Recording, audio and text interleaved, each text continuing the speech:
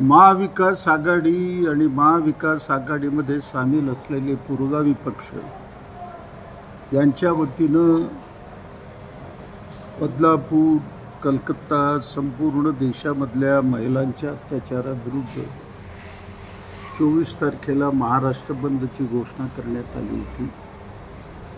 परंतु हायकोर्टाने निर्णय दिल्यामुळं बंद करता येत नाही, बंद बेकायदेशीर म्हणून घोषित केलेला आहे।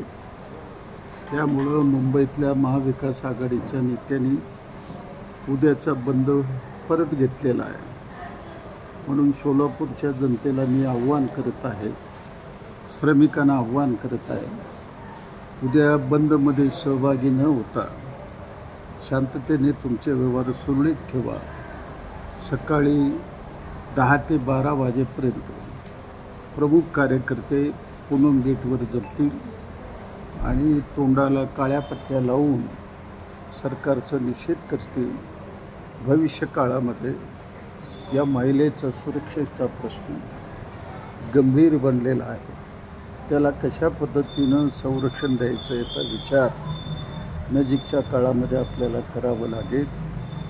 देशाचे सन्माननीय पंतप्रधान बेटी बचाओ बेटी पढाओ अशी घोषणा देतात, परंतु दुर्दैवाने 3.5 वर्षाची मुलगी वासनेला बळी पडली। अशी 1 नाही 2 नाही, गेल्या 5 वर्षामध्ये 20,000 अल्पवयीन मुलीवर अत्याचार होऊन त्यांचं आयुष्य उद्ध्वस्त झालेलं आहे।